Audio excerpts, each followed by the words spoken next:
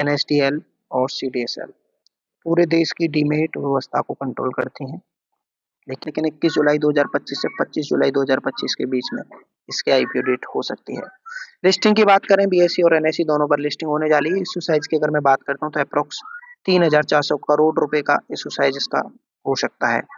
Prominent seller की बात करता हूँ तो IDBI bank, NSE, state bank of India, HDFC bank, union bank of India. Company का अगर ओवरव्यू की बात करते हैं तो NSDL is India's first and largest depository, founded in 1996, and it manages over 31 million active demat accounts and is considered the backbone of India's capital market infrastructure.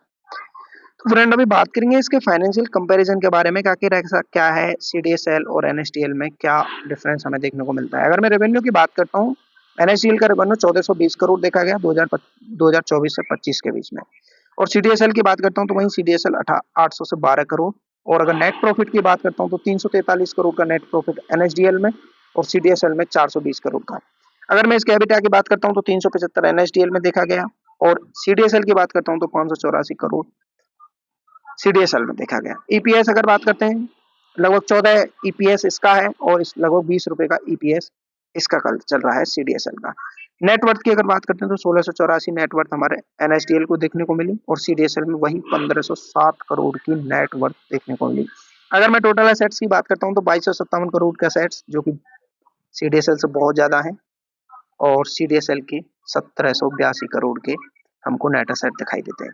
इतना ही नहीं, ये तो मैंने फाइनेंशियल कंपैरिजन के बारे में बात बताया, अभी मैं इसकी पूरी डिटेल में जानकारी आपको देने वाला हूँ। अगर एनएसडीएल की बात करते हैं तो larger in revenue, net worth and assets, more institutional focus. अगर सीडीएसएल की बात करते हैं तो हायर प्रॉफिट है, एबिटा भी इसका बहुत अच्छा है, ईपीएस भी इससे बहुत अच्छा है, more cost efficient and retail driven है। इसका मतलब है कि रिटेल इन्वेस्टर का जितने भी रिटेल इन्वेस्टर हैं उसका सारा डीमेट अकाउंट मोस्टली सीडीएसएल ही हैंडल करता है।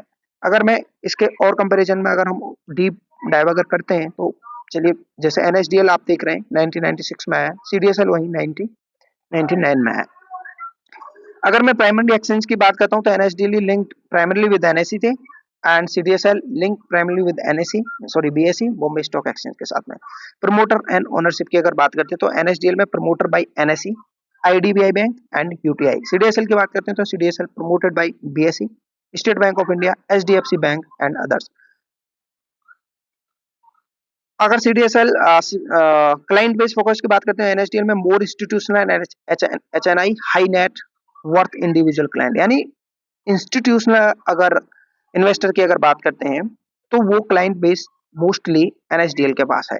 और वहीं सीडीएसएल की बात करते हैं तो more retail investor and specially in semi urban and rural region का, यानी रिटेल का मोस्टली इन्वेस्टर, रिटेल इन्वेस्टर जितना भी है वो सीडीएसएल के पास आपको मिलेगा। प्राइसिंग एंड एक्सेसिबिलिटी, एनएसडीएल के पास प्रीमियम प्राइसिंग, मोर इंस्टीट्यूशन ओरिएंटेड है, और सीडीएसएल वहीं पर competitive and retail friendly pricing है। अगर मैं इसके और डीप अगर हम और इसमें डीप जाते हैं, अगर मैं कंपनी की बात करता हूँ एनएसडीएल, उधर सीडीएसएल। लिस्टिंग स्टेटस की बात करते हैं तो कंपनी अनलिस्टेड है, इधर लिस्टेड है। रेवेन्यू फ्रॉम ऑपरेशन की बात करते हैं तो 1420 मैंने रेवेन्यू जैसे कि पीछे डिस्कस किया, और यहाँ पर 1082 का सीडीएसएल का रेवेन्यू देखा गया।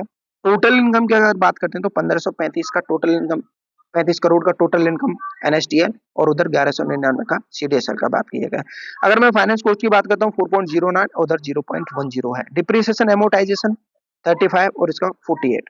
अगर मैं एबिटा की बात करता हूँ तो 49 है, और जो कि सीडीएसएल का बहुत ज्यादा है, 740 41 इसका सीडीएसएल का एबिटा दिखाई देता है। अगर पैट की बात करता हूँ, प्रॉफिट आफ्टर टैक्स की अगर मैं बात करता हूँ 343 करोड़ इसका है, और 526 करोड़ सीडीएसएल का है।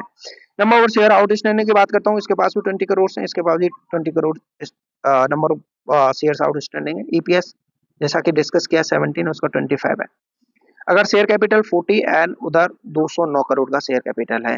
टोटल नेटवर्थ की बात करता हूँ, इधर 2005 उधर 803 करोड़ है। अगर टोटल असेट्स की बात करते हैं तो टोटल असेट्स भी एनएसडीएल के पास ज्यादा है। अगर ईपीएस देख रहे हैं यहाँ ये ऑलरेडी हो गया। पी अगर बात करता हूँ 58 का पी देखने को मिलता है अभी हमें एनएसडीएल का, और वहीं पीई 69 सीडीएसएल का हमें यहाँ पर ज्यादा देखने को मिलता है। आरओई का अगर बात करते हैं तो ROE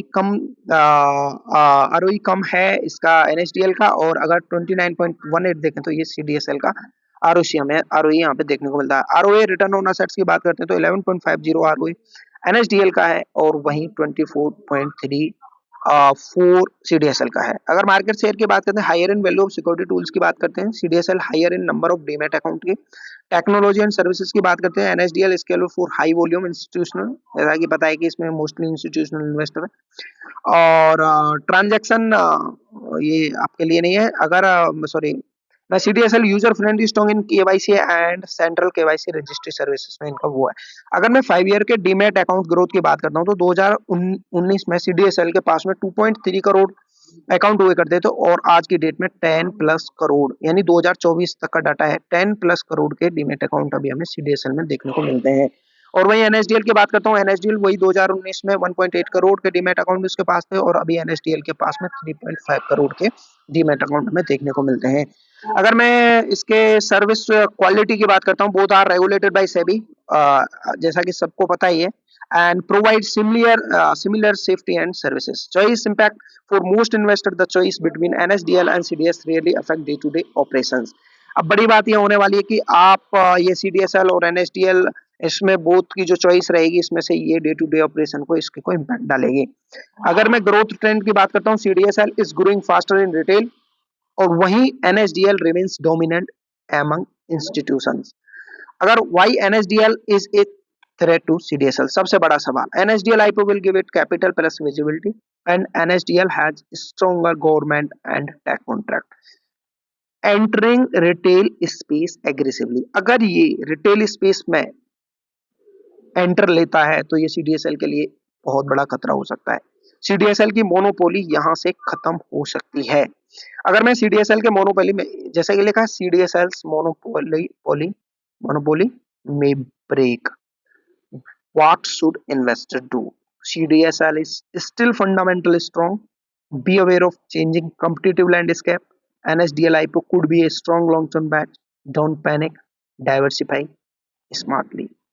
Thank you for watching my video. अगर वीडियो अच्छा लगा हो तो वीडियो को लाइक, शेयर एंड सब्सक्राइब करना ना भूलें। Thank you.